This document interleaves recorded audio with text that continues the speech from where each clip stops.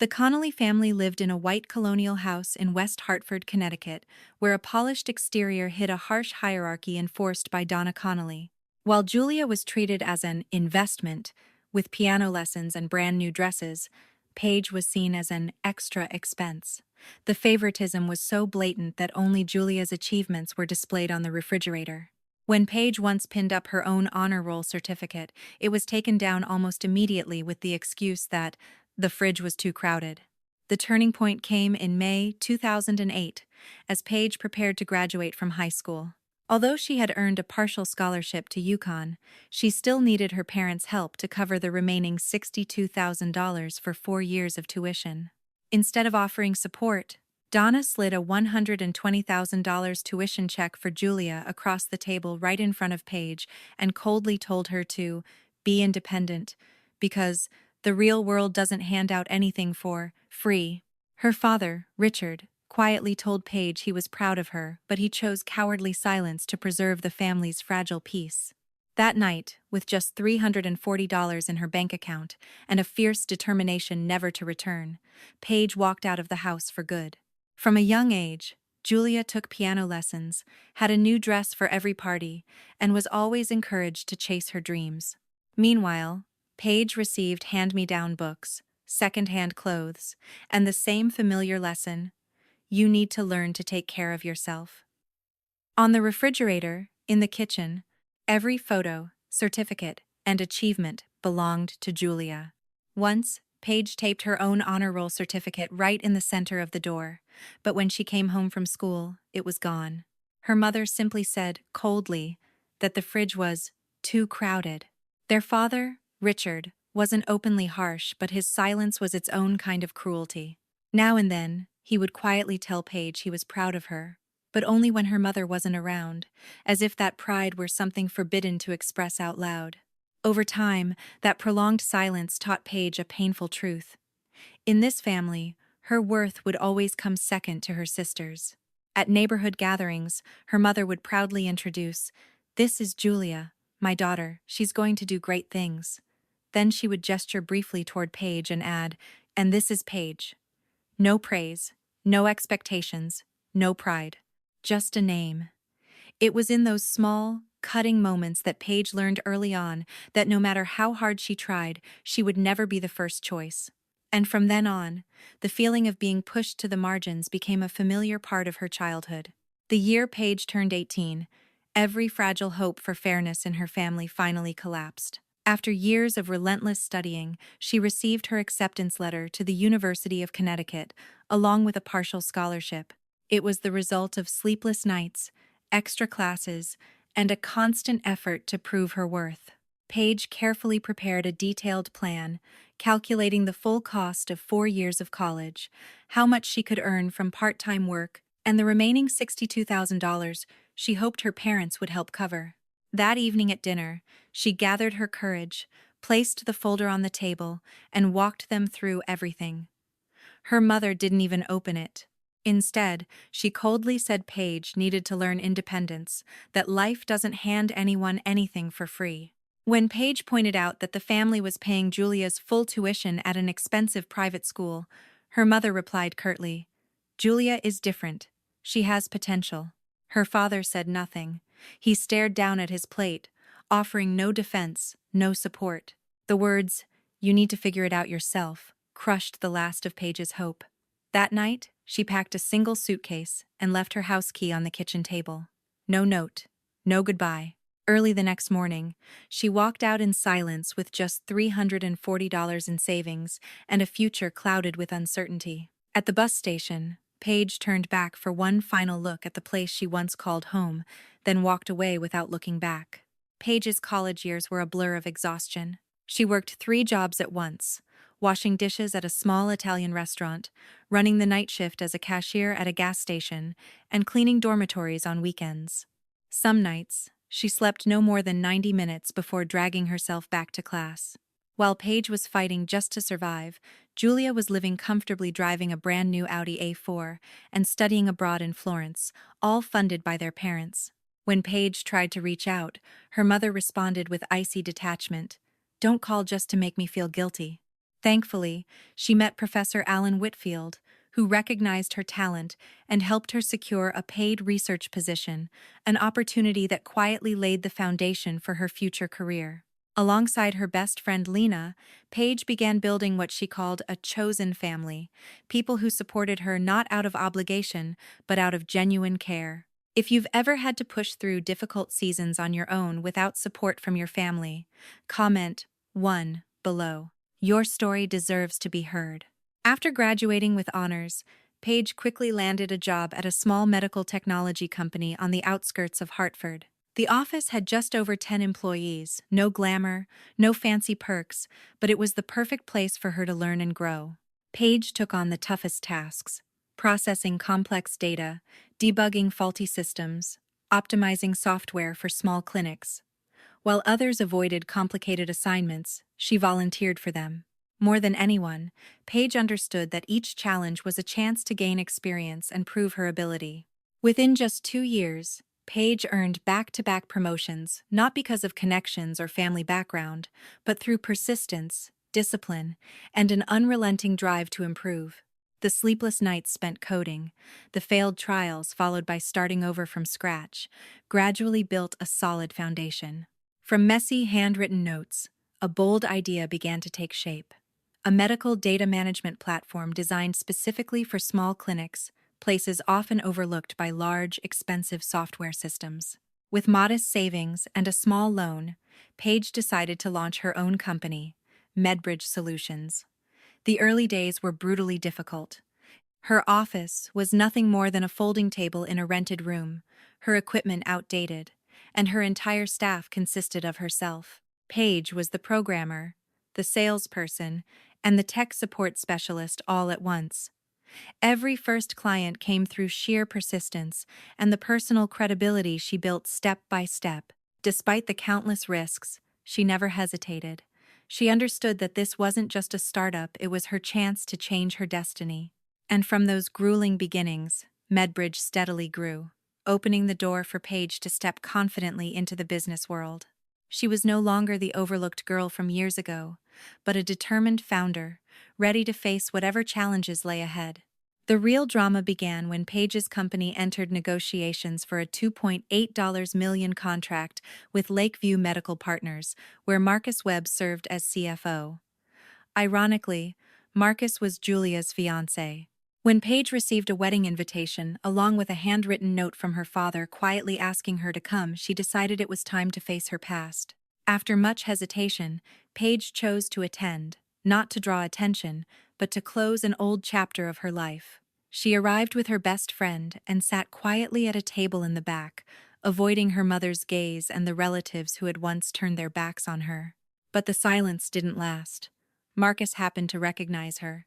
To the astonishment of the entire room, he revealed Paige's true identity: the young CEO behind a highly regarded medical technology platform that had been earning praise across the industry.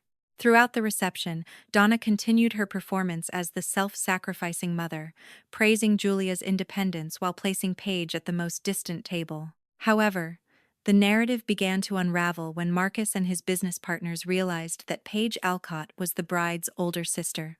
Marcus publicly introduced her as a successful CEO, leaving Donna and Julia stunned. The truth, standing in stark contrast to the story they had long spread about Paige being lost and troubled. But the climax wasn't Paige's success, it was Julia's deception. As part of MedBridge's standard contract procedure with Lakeview, a credential verification process had been conducted. It revealed that Julia did not, in fact, hold the master's degree she had claimed. Marcus, a man who valued integrity above all, confronted her in front of 200 wedding guests. When the lie was exposed, he declared that Paige was the only honest member of the Connolly family in this room and called off the wedding on the spot. After the wedding collapsed, the aftershocks spread faster than Paige expected. Julia lost her job at the clinic network after her falsified credentials came to light, leaving her legally unqualified to continue in her position. The reputation she had carefully built on exaggerations and lies crumbled within days. Relationships that once revolved around status and image quietly faded away. For Donna, the fallout was even more devastating. The polished stories she had told for years about her perfect daughter and flawless family were no longer believable. The social circle that once admired and envied her quickly grew distant. Invitations stopped coming. Conversations became brief and strained. Meanwhile, Paige began receiving belated apologies from relatives who had long believed her mother's one-sided narrative. Yet she felt no triumph, no satisfaction.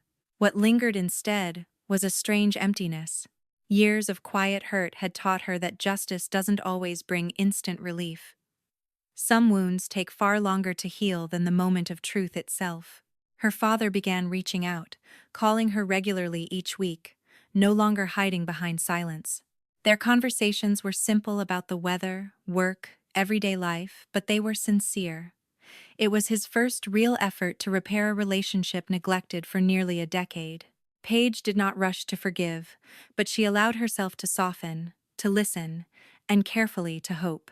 Julia also sent a long handwritten letter, admitting her mistakes and expressing deep regret. Paige couldn't bring herself to respond right away. Forgiveness isn't something that can be forced, especially when trust has been broken so deeply. Still, she kept the letter, like a door not fully closed. After everything, Paige began her own healing journey through therapy. She learned to let go of misplaced guilt, to accept the past without letting it define her, and to build a calmer, more intentional future. More than anyone, she understood that the greatest victory isn't watching someone else fall, it's learning how to live peacefully after years of quiet pain. At 27, Paige looked back on the 9-year journey not with resentment, but with clarity. She recognized that she had grown up in a family marked by obvious favoritism, where love was unevenly distributed and a child's worth was measured by parental expectations. Yet it was that very environment that pushed her to leave, to stand on her own, and to build a life from scratch. Without that cruel shove at 18, she might never have become the strong, self-reliant woman she is today. Paige no longer craves her mother's approval. She has learned that some people may never change, and waiting for them to admit their wrongs only deepens old wounds. Instead, she chooses to create a new kind of family through healthy relationships, a best friend who stands by her, colleagues who respect her, and partners who share her values. With them, she can simply be herself without competition, without striving to earn love. Through therapy, Paige gradually gained a clearer understanding of her own worth. She stopped asking, "What did I do wrong?" and started asking, "What do I need to be happy?" That shift changed everything. She began to slow down, to rest without guilt, to care for herself without fear of being abandoned. She slept better, laughed more easily, and for the first time in her life, felt a genuine sense of peace. Paige's story isn't meant to invite pity. It's a reminder that where you start does not determine where you end up. Being overlooked by your family does not mean you lack value. On the contrary, it is often in adversity that people discover their hidden strength. True freedom isn't about defeating others, it's about breaking free from the invisible chains that have held you back for years. Above all, Paige believes this. Everyone deserves to be loved, respected, and given the chance to build a good life, even if that journey begins from nothing.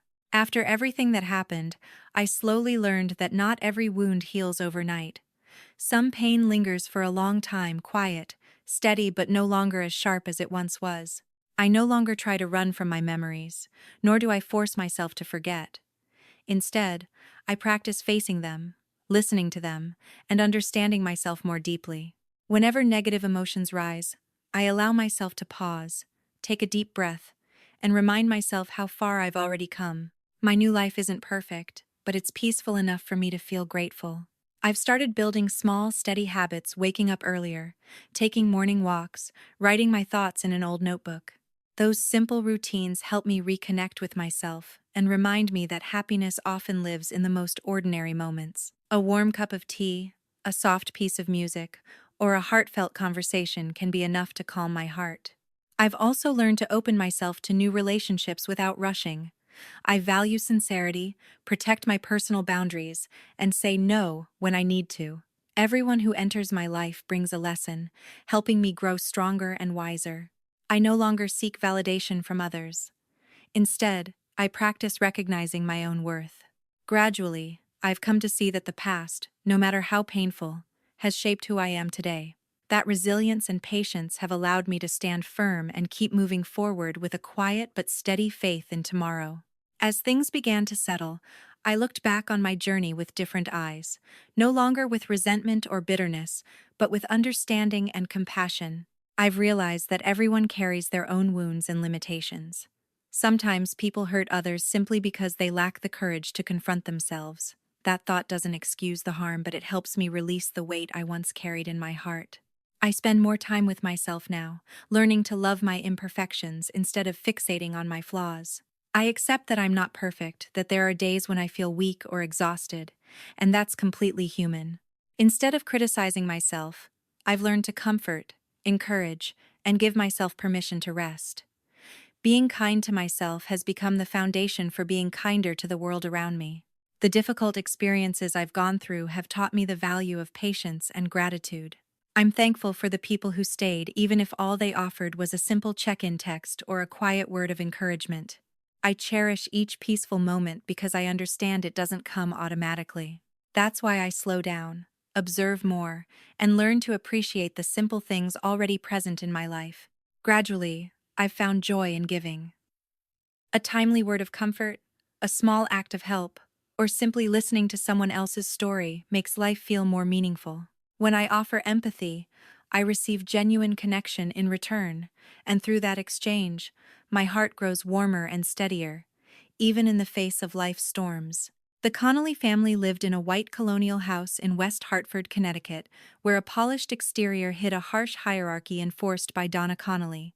While Julia was treated as an investment, with piano lessons and brand new dresses, Paige was seen as an extra expense.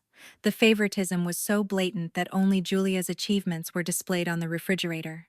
When Paige once pinned up her own honor roll certificate, it was taken down almost immediately with the excuse that the fridge was too crowded. The turning point came in May 2008, as Paige prepared to graduate from high school. Although she had earned a partial scholarship to UConn, she still needed her parents' help to cover the remaining $62,000 for 4 years of tuition. Instead of offering support, Donna slid a $120,000 tuition check for Julia across